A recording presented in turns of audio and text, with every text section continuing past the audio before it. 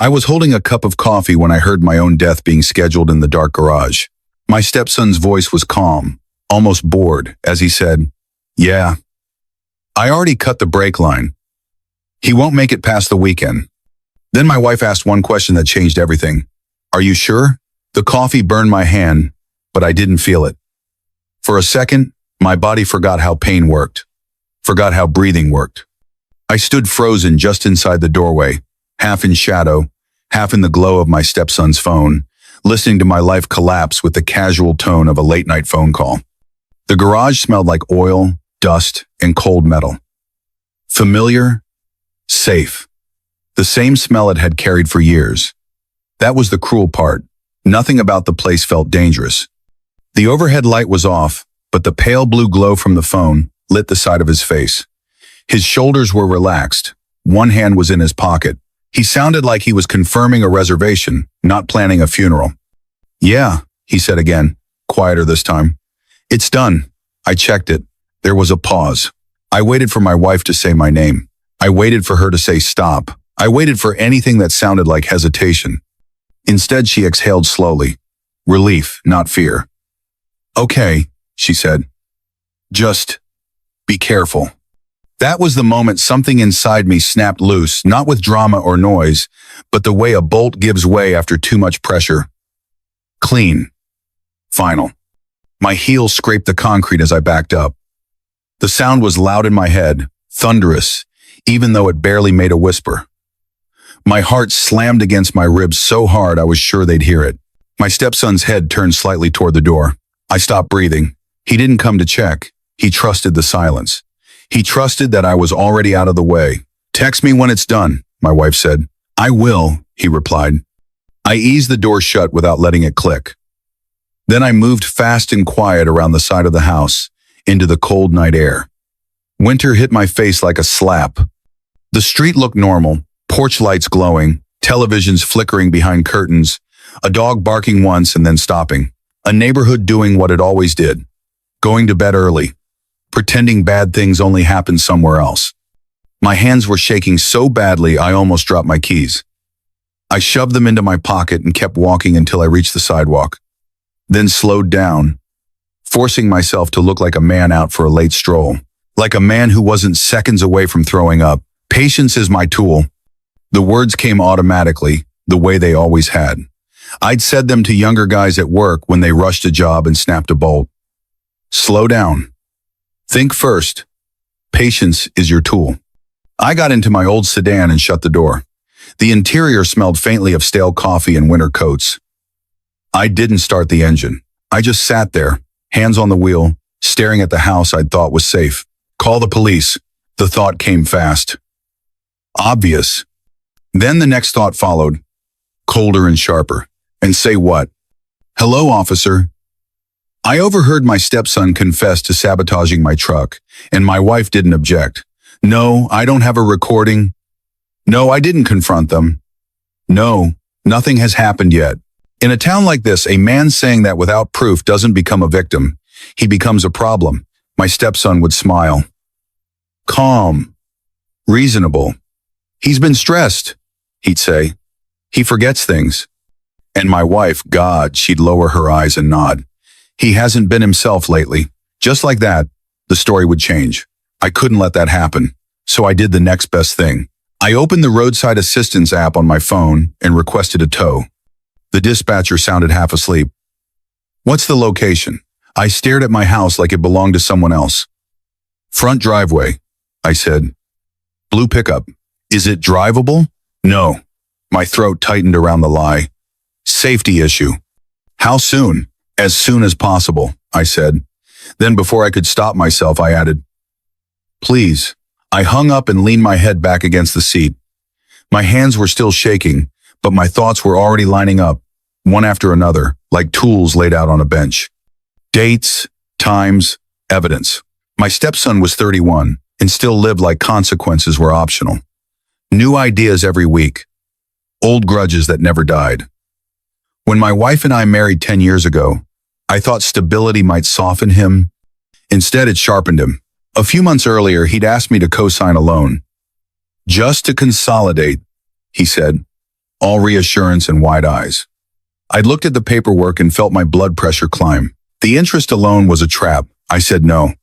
He stared at me for a long second, then smiled slowly. You always think you're better than me. I think I'm older, I said, and I've seen how debt ruins people. That night, my wife hadn't argued. She'd just gone quiet. And quiet, I was learning, was her loudest weapon. Headlights swept down the street. A tow truck rolled in and pulled up beside my driveway. The driver climbed out, heavy set, knit cap pulled low, breath puffing in the cold. He glanced at the truck, then at the house, then at me sitting in the sedan like I didn't belong there. You the one who called? He asked. Yes. What's wrong with it? I swallowed. Brake issue, I said. I'm taking it to a friend. He squinted at me, then shrugged. Where to? I gave him the address I'd already chosen, the only place that made sense if I wanted the truth before anyone else touched that truck. He whistled softly. That's a haul. I'll pay. He nodded and got to work. The cable rattled as he hooked it up, the sound crawling up my spine. I watched my truck roll onto the flatbed. I'd owned it longer than I'd known my wife. I'd driven it through snowstorms, heat waves, years that now felt like they belonged to someone else. No one came outside. No one asked questions. In America, you learn to mind your business until the business comes for you. The driver handed me the paperwork. You all right, man? He asked. I looked at my house. The curtains were drawn. Warm light leaked through the edges. Somewhere inside, my wife was probably sitting on the couch like nothing had happened. I'm fine, I said. Just tired. He didn't believe me, but he didn't push. As the tow truck pulled away, my phone buzzed. Where are you? My wife texted. Another buzz, almost immediately. Why is my truck moving? My stepson. I didn't answer. I sat there in the dark sedan, watching the red taillights disappear down the road like a fuse burning away. I didn't scream. I didn't confront them. I didn't let them see my fear. I did what I'd always done when something broke in the middle of the night. I handled it. Patience is my tool. I didn't pull out of the driveway right away. I sat there another full minute, hands gripping the steering wheel, listening to my own heartbeat. The house looked the same as it always had: holiday lights on the neighbor's porch, a wreath on my own front door that my wife insisted on every December. Inside, they were still there, probably already rehearsing the version of the night they'd tell if anyone asked. I started the sedan and drove off slowly, like I was just going out for a late coffee. I didn't know it yet, but this was the last time I'd ever leave that house without a witness. The road glistened under the streetlights where earlier rain had started to freeze. I drove carefully, slower than usual, not because I was cautious by nature, but because everything in me was listening now. Every vibration of the steering wheel, every sound from the engine. My body didn't trust machines anymore, not tonight. The heater blew lukewarm air that smelled faintly of dust. I kept my hands at 10 and 2 like I was taking a driving test, eyes flicking between the road and the mirrors. Not because I thought someone was following me, but because paranoia had a way of dressing itself up as preparation. Patience is my tool. I repeated it under my breath like a set of instructions. The address I'd given the tow driver wasn't random. It was the only place that made sense if I wanted the truth before anyone else touched that truck. A place where loyalty wouldn't outweigh facts. His name was Daniel Mercer. He was my stepson's biological father. We were not friends. We barely spoke. But we shared two important things. We both understood machines, and we both understood the kind of man my stepson really was when no one was watching. Daniel lived on the edge of town, in a one-story brick house with a detached garage and a rusted Buick under a carport. The kind of place that looked exactly like what it was: a man's retreat from disappointment. A faded flag hung stiff from the porch, frozen in the cold. I pulled into the driveway and sat there longer than I needed to. My mouth was dry.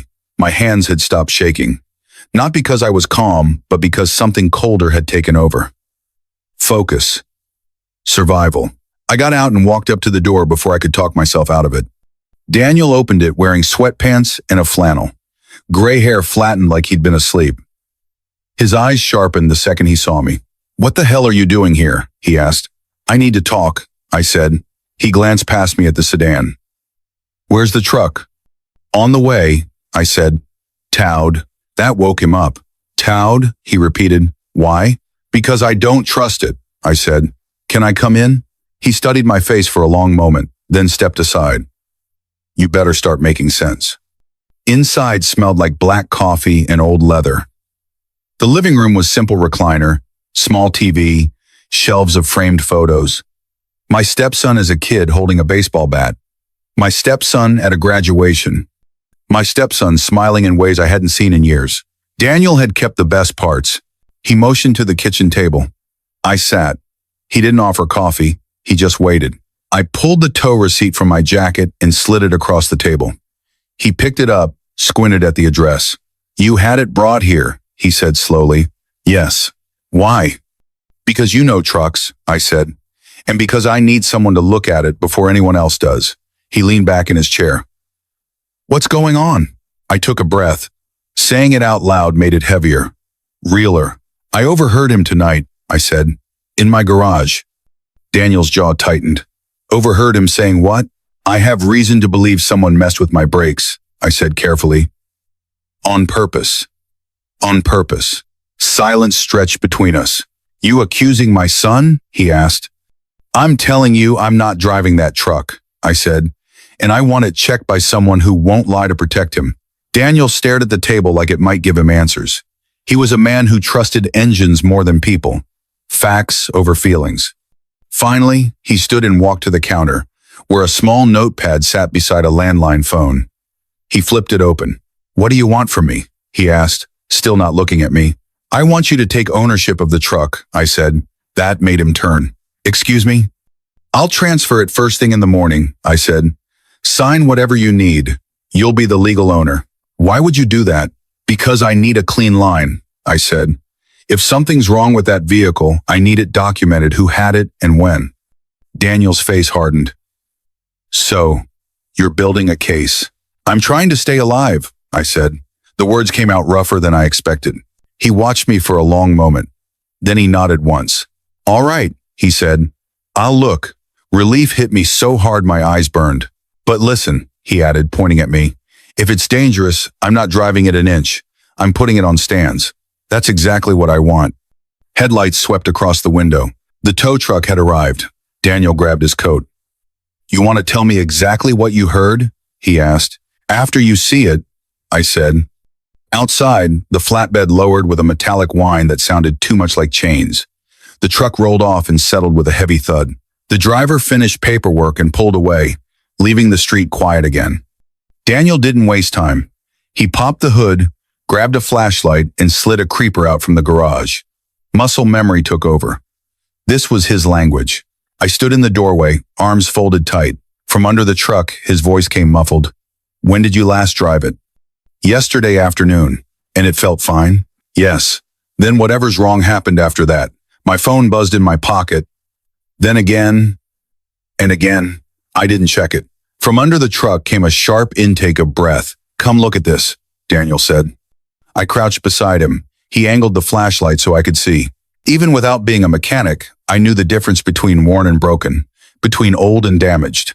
The brake line wasn't frayed. It wasn't rusted through. It was cut, clean, straight, deliberate. My vision blurred. That's not an accident, Daniel said quietly. That's intentional. The words settled in my chest like a weight. Daniel rolled out from under the truck and sat up, rubbing his face. Jesus, he muttered. He reached for his phone. I'm calling the police, he said. My heart jumped. Wait, he looked at me sharply. This isn't a family argument. Someone could have died. I know, I said. Just, let me make one call first. He hesitated, then nodded once. One. I stepped away, hands shaking again, and dialed the number I hadn't used in years. She answered on the second ring. This better be important, she said. It's late. I need advice, I said. Right now. There was a pause. Where are you? At a mechanic's, I said. And my brake line's been cut. Another pause. Longer this time. Okay, she said finally. Listen carefully. I did. You didn't drive it. You didn't tell anyone else to drive it. And the vehicle is no longer legally yours. Yes. Good, she said. Now call the police, tonight. Facts beat fear. I hung up. Daniel was already dialing. As sirens wailed faintly in the distance, growing closer, I stared at the cut brake line hanging there like an accusation. Patience is my tool, I told myself again. But for the first time that night, I understood something else. Patience wasn't just keeping me calm. It was buying me time. The police arrived 10 minutes later, lights washing the garage walls red and blue like a warning I couldn't unsee. 2 officers stepped out, one older, one younger. The older one moved slowly, deliberately, the way men do when they've learned that rushing only makes things worse. The younger one looked at the truck first, then at me, then at Daniel, like he was trying to assemble the story backward. They asked questions. We answered them. Calmly. No raised voices, no accusations beyond the facts. The brake line was photographed. Close-ups, angles, measurements. The younger officer whistled under his breath without realizing he'd done it. That's clean, he said. Not corrosion. The older officer nodded and wrote something down. Anyone else drive this vehicle recently? He asked. No, I said. Just me. Anyone have access to it? Yes, I said, and that word landed heavier than I expected. My stepson. They exchanged a look. The older one didn't react. He just kept writing. When they finally left, promising follow-up and saying nothing else, the garage felt hollow. Too quiet. Like the air itself was waiting. Daniel leaned back against the workbench and rubbed his face. My own kid, he muttered. Jesus. I sat down hard on a folding chair. My hands were shaking again, worse this time. The adrenaline was wearing off, leaving everything raw underneath. You okay? Daniel asked. I opened my mouth to say yes and instead gagged, barely making it to the trash can before I threw up. He didn't say a word. He just held the can steady and waited until it passed. I don't feel like I won, I said hoarsely. Daniel shook his head. You didn't. You survived. I slept on his couch that night with my coat still on. The springs dug into my back, but I didn't care. Sleep came in pieces. Every time I closed my eyes, I saw the garage, the glow of the phone. My wife's voice asking if he was sure. Morning came gray and thin. Daniel was already awake, scrolling through his phone at the kitchen table. His jaw was tight. You're internet famous, he said. My stomach sank. He turned the screen toward me. My wife's social media post filled it. Long, emotional, carefully written. Please pray for my family. Last night, my husband left in a rage and took things too far. My son is being accused of something terrible, and we are heartbroken. Lies can destroy a family faster than any accident. Below it was a photo of her and my stepson from last Christmas, arms around each other, the living room glowing behind them. The comments were stacking up fast. So sorry you're going through this. Praying for you and your son. Some men can't handle losing control. She didn't mention the brakes, I said. No, Daniel replied. She mentioned feelings. By noon, the town had chosen its version of the truth. I drove back toward my house to grab clothes, keeping my head down. People I'd waved to for years suddenly found reasons to check their phones. Mrs. Talbot from 2 houses down stared at me like I'd tracked mud into church. At the end of the block, I saw 2 squad cars parked in front of my house. My house. An officer stepped forward when he saw me. Sir, we need to ask you a few more questions. Inside, everything felt staged. The couch, the photos, the scent of my wife's vanilla candle hanging in the air like nothing had happened. She sat on the couch, eyes red, hands folded in her lap. My stepson stood near the hallway, arms crossed, calm as ever. You told him I left in a rage, I said. Not to her.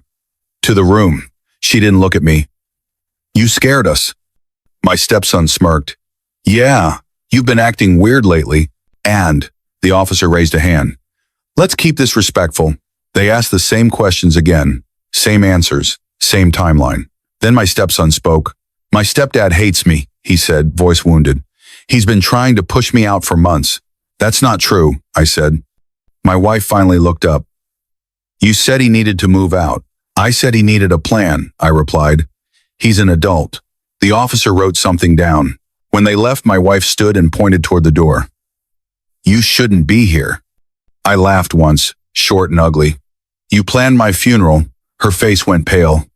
You're sick. I walked out before I said something I couldn't take back. That afternoon, Daniel called. Police came by again, he said. For what? One neighbor saw him in your garage late the night before. Another heard tools clanking. My pulse jumped. They told you that? They said they're building a timeline. That night, I sat alone in a cheap motel off the highway, watching the parking lot through the blinds. Every set of headlights made my shoulders tense. I listened to the voicemail I'd ignored the night before. You really messed this up, my stepson said, voice smooth. Dad's upset. Mom's upset. You didn't have to do this. We could have talked. I forwarded the voicemail to my attorney with a timestamp attached. 10 minutes later, she called.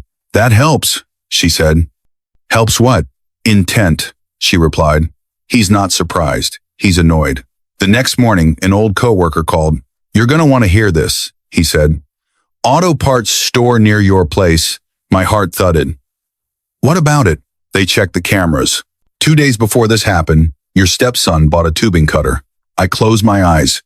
And, he added, your wife came in 10 minutes later. Different register, paid cash. The room went very still. She knew. The radio confirmed it that afternoon. A short local news segment. Brake tampering investigation involving a local family. For the first time since the garage, I smiled. Not because I was happy, but because the truth had finally made a sound. Still, the nights were the worst. Sleep wouldn't come. When it did, my heart raced me awake for no reason. At 3 a.m, sitting on the motel bathroom floor, I wondered if stress might finish the job he'd started. Patience is my tool, I whispered. But somewhere between fear and exhaustion, I realized something that scared me more than the cut brake line. This wasn't over. They weren't done telling their story. And soon, I'd have to tell mine where it actually mattered. In a courtroom. The courthouse looked exactly the way I remembered it from jury duty. Years ago, brown brick, worn smooth by decades of people walking in hopeful and leaving disappointed. It smelled like old paper, floor polish, and winter coats that had seen too many cold mornings. I stood outside for a moment before going in, my breath fogging in the air, trying to slow my heartbeat. I wasn't ready, but I'd learned something important over the last few weeks. Ready is a luxury. You go in anyway. My attorney met me at the steps. She didn't waste time on small talk. Her eyes scanned the entrance, the people lingering nearby, the exits. You okay? She asked. No, I said, but I'm here. She nodded once. That's enough. Inside, voices echoed off the high ceiling. A metal detector beeped. A deputy told everyone to keep moving. And then I saw them. My wife, my stepson. She wore a navy coat and a small silver cross necklace, the kind she saved for moments when she wanted to look wounded but righteous. Her eyes were red, but controlled. Practiced. He stood beside her in a clean button-down, hair neatly combed, posture relaxed. He looked like a man waiting for a job interview, not someone who had tried to turn my truck into a coffin. When he saw me, his lips twitched. Just a little. Like he still couldn't believe I'd taken this as far as I had. You don't have to do this, my wife whispered as we passed. My attorney didn't slow down. Ma'am, she said calmly, he didn't do anything. He reported a crime. The word crime landed hard. My wife flinched like it burned. The courtroom was smaller than television makes it seem. No drama. No music.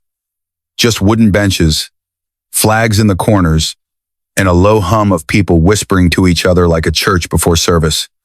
I recognized faces. Neighbors, people from the grocery store, 2 women from my wife's church group.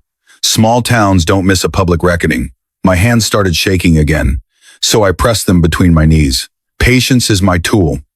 The judge entered gray-haired, glasses low on his nose, a man who'd heard every excuse and already knew how most stories ended. Everyone stood, then sat. The prosecutor spoke first, laying out the facts cleanly and without emotion. Then my stepson's attorney stood, young and polished, and began painting his picture. This is a family dispute, he said.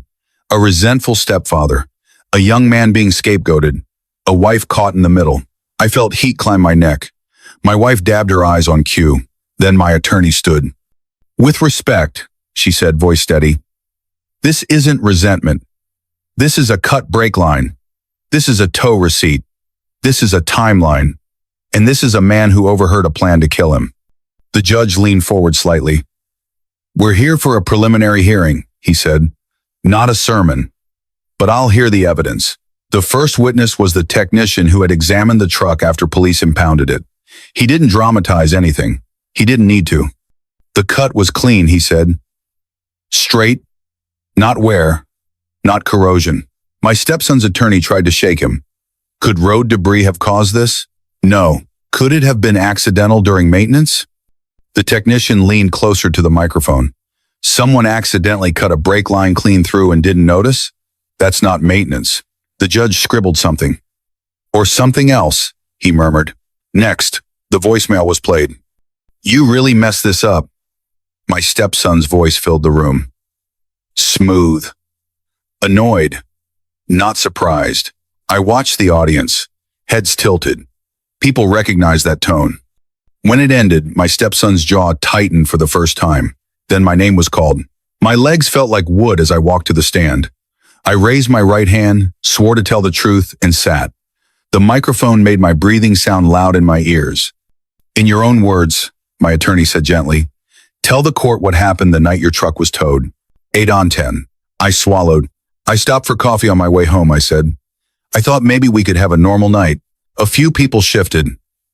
That detail mattered. It made me human. Now, I entered through the garage, I continued. The light was off. I heard my stepson on the phone. I heard him say, I already cut the brake line. He won't make it past the weekend. My voice cracked on the last word. I hated that it did. But it was real.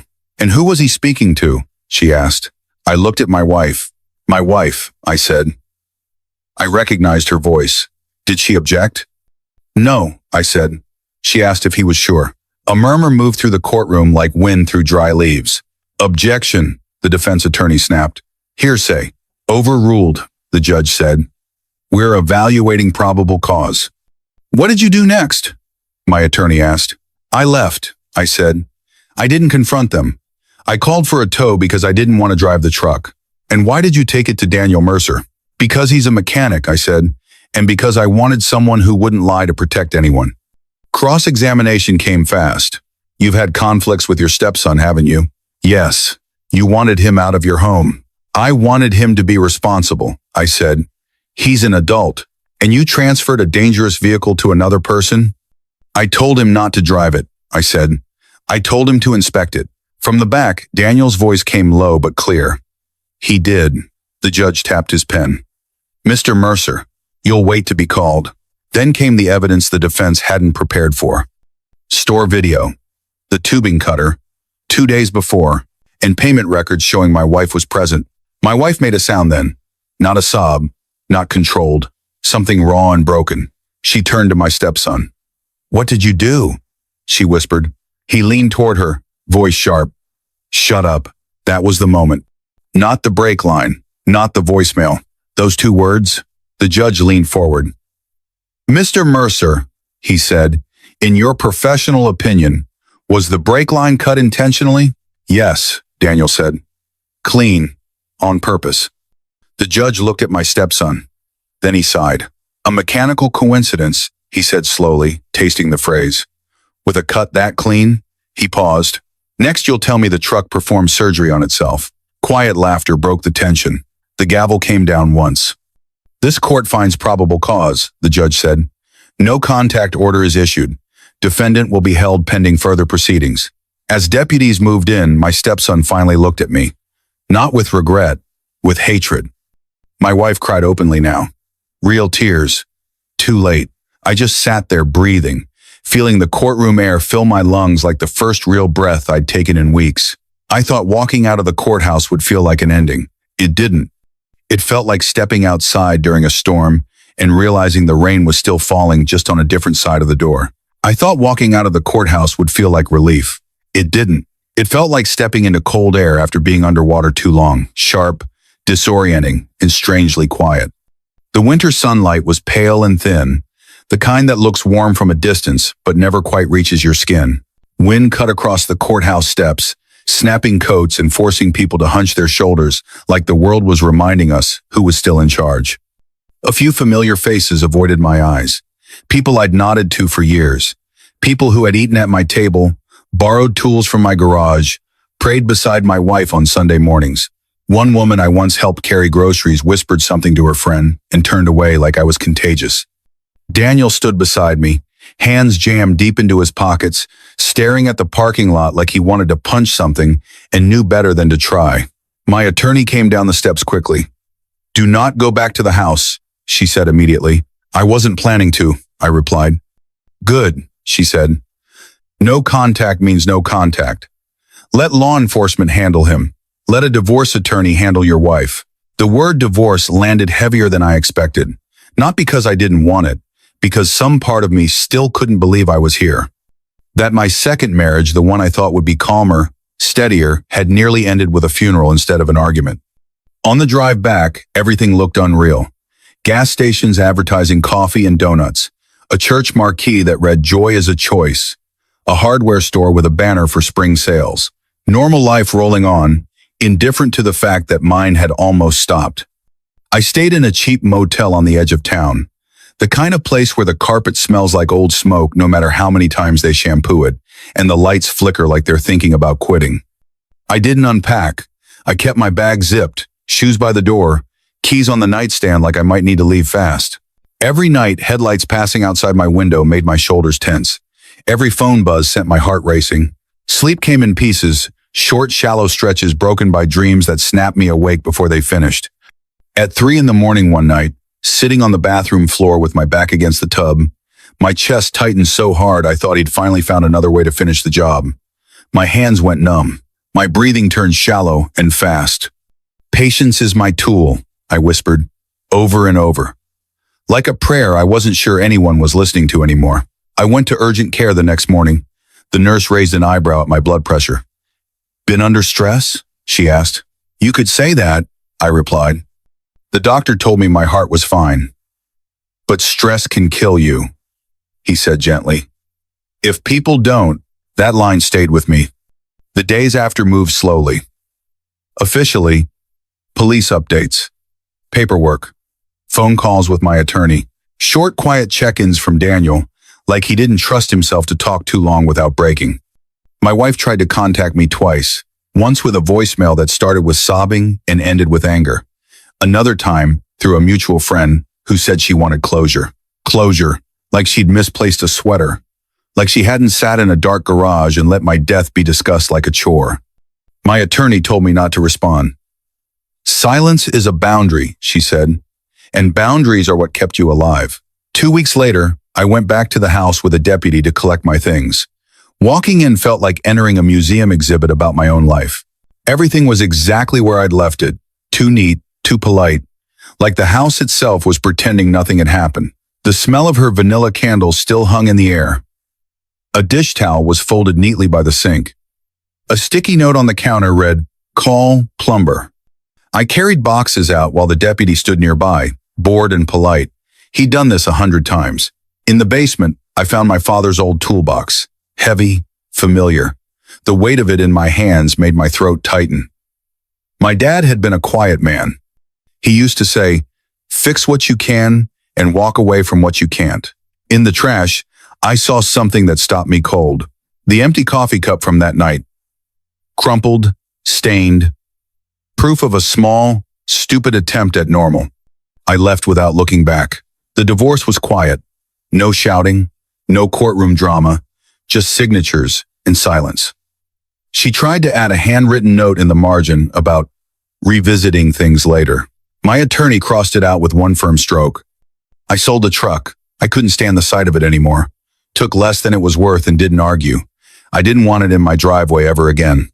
With that money and what I'd saved, I bought a small condo near the river. Second floor, quiet, no attached garage, just a narrow balcony overlooking water that moved whether anyone was watching or not. The first morning there, I made coffee and sat outside in a sweatshirt, watching leaves drift downstream. The air smelled clean. Cold stone and damp earth. I thought I'd feel victorious. I didn't. I felt tired, older than my age, but I also felt something else. Safe. Not perfectly safe. Nothing ever is. But safe enough to breathe without tasting fear. A week after moving in, I donated a portion of the money from the truck to a local program that helps people leave dangerous homes. I didn't tell anyone. I didn't do it to feel noble. I did it because I kept thinking about how many people hear threats in their own houses and don't know how to leave without making it worse. When the receipt printed, my eyes burned. Justice isn't watching someone suffer. Justice is watching the truth stand up when you couldn't. One evening, a message came through from an unknown number. You ruined everything. I didn't reply. I deleted it because the real revenge wasn't a speech or a punch or a clever line. It was refusing to play the game anymore. Now, I sit on my balcony listening to the river, thinking about that moment in the garage, the glow of a phone screen, the calm cruelty in his voice, the silence from the woman I trusted. If there's one thing I learned, it's this. Trust your gut, not your pride, not your hope, not the version of someone you want to believe in. Your gut. If you're hearing something in your own home that makes your skin go cold, don't ignore it. Don't confront it blindly. Move smart, document, get help. Tell someone you trust. I didn't scream. I didn't swing. I stepped aside and let the truth do the hitting. And if you made it this far, I want to ask you something. If you believe that staying calm and using patience is the strongest form of survival, comment 0. If you believe that sometimes walking away is the bravest choice a person can make, comment 1. I read every comment. And if this story stayed with you, if it hit closer to home than you expected, consider sharing it with someone who might need to hear it. This channel exists to tell real stories about survival, truth, and the quiet strength it takes to choose life over pride. Stick around. Keep your eyes open. Because wisdom isn't just knowing what's right. It's knowing when something is wrong